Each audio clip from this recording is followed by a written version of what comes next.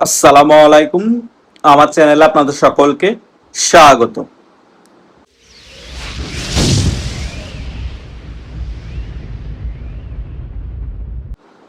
বাংলাদেশ আওয়ামী লীগের সভানেত্রী শেখ হাসিনা গত একদিন আগে লাইভে টেলিগ্রাম বার্তায় ক্লিয়ারলি বলেছেন, মির্জা ফখরুল ইসলাম আলমগীর বাংলাদেশের রাষ্ট্রপতি হয়েছেন।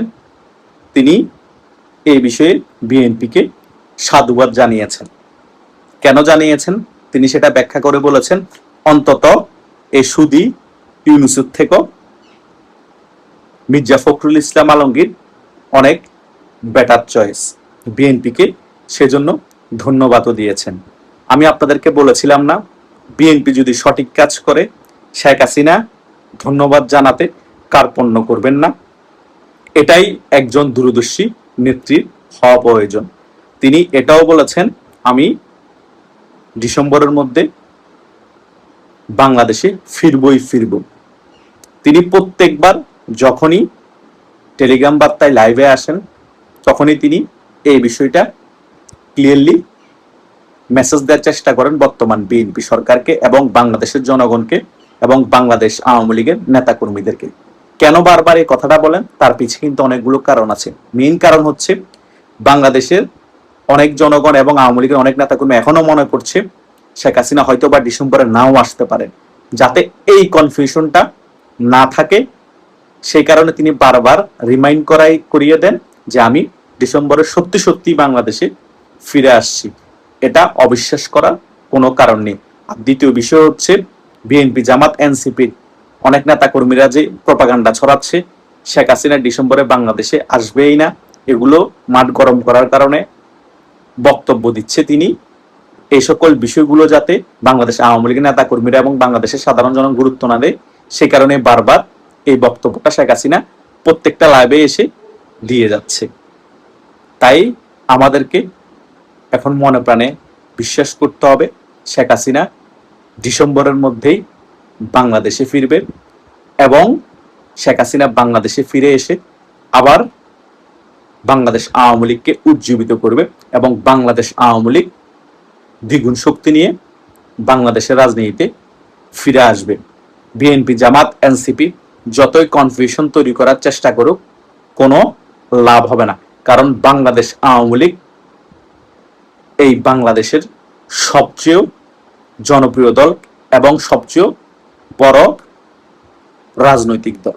এটা আমাদের মাথায় রাখতে হবে, ভুলে গেলে চলবে না। বিএনপি হয়তোবা এই বিষয়টা ভুলে গিয়েছে, সেই কারণে শেখ হাসিনা বারবার তার টেলিগ্রাম লাইভে বার্তা এসে মনে করিয়ে দিচ্ছে হয়তোবা আমাদের এখন খারাপ সময় চলছে, আমরা কিন্তু হারিয়ে যাইনি, আমরা সংগঠিত হচ্ছি, আমরা শক্তি সঞ্চয় করে এবং বাংলাদেশের রাজনীতিতে আবার দ্বিগুণ শক্তি নিয়ে ফিরে আসব। এবং ডিসেম্বরে আমি যখন বাংলাদেশে ফিরে আসব, বাংলাদেশের সাধারণ জনগণ এবং আওয়ামী লীগের নেতাকর্মীরা আমাকে রাজকীয় প্রত্যাবর্তন জানিয়ে বাংলাদেশ আওয়ামী লীগকে আবার বাংলাদেশের রাজনীতিতে ফিরিয়ে আনার জন্য যা যা করা প্রয়োজন সকল কিছুই বাংলাদেশের সাধারণ জনগণকে সাথে নিয়ে বাংলাদেশ আওয়ামী লীগের নেতাকর্মীরা করবে। আমি সবসময় কথা বলি যে শেখ হাসিনা ৮০ বছর বয়সও এখনো দমে যান নাই। ৮০ বছর বয়সও যেভাবে স্পষ্ট কথা বলে, আমরা কেন এত তাড়াতাড়ি দমে যাব, এত তাড়াতাড়ি হতাশাগ্রস্ত হয়ে যাব? শেখ হাসিনা কোন টাইমে কি বক্তব্য দিতে হবে, কোন টাইমে কি করতে হবে সকল কিছু ৮০ বছর বয়সে যদি বুঝতে পারে, তাহলে কেন বাংলাদেশ আওয়ামী লীগের নেতাকর্মীরা বুঝতে পারবে না?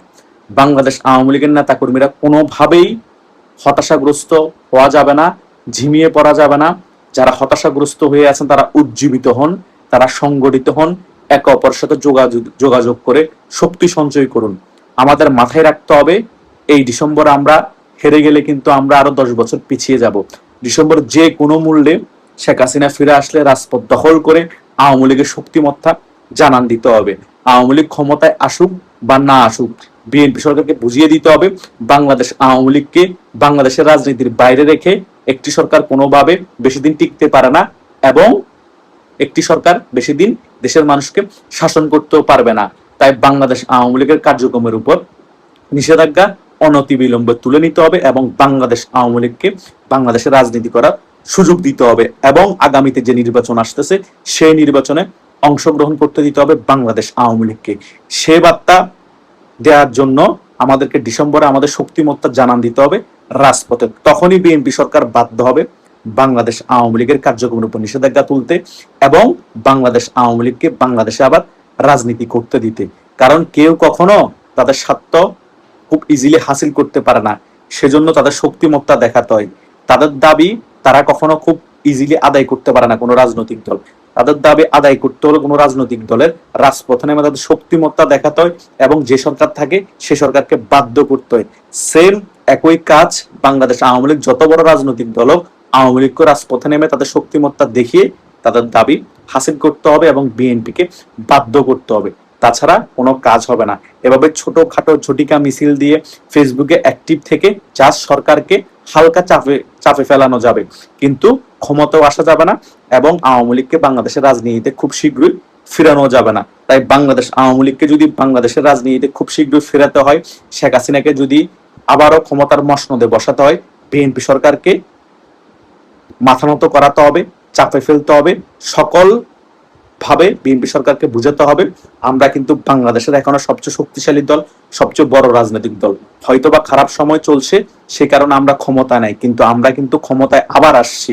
আমাদের দাবি মেনে নিতে হবে, আমাদের দাবি মেনে না নিলে এই সরকারকে আমরা কোনোভাবে শান্তিভাবে দেশ পরিচালনা করতে দিব না।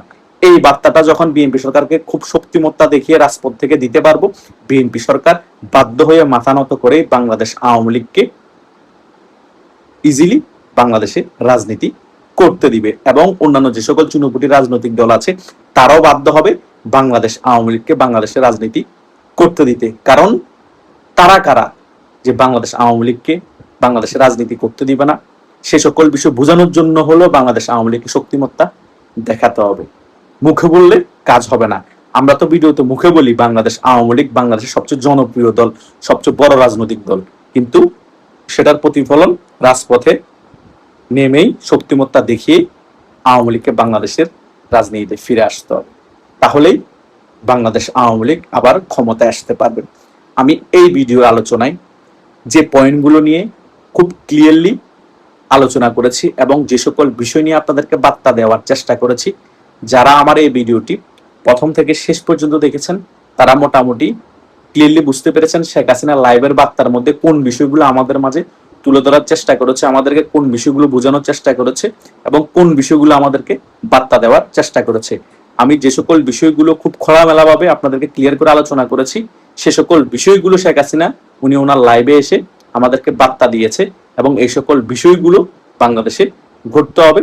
তখনই বাংলাদেশ আওয়ামী লীগ বাংলাদেশের বুকে আবার রাজনীতিতে বুক ফুলিয়ে ফিরতে পারবে এবং শেখ হাসিনারও রাজকীয় প্রত্যাবর্তন ঘটবে ডিসেম্বরে।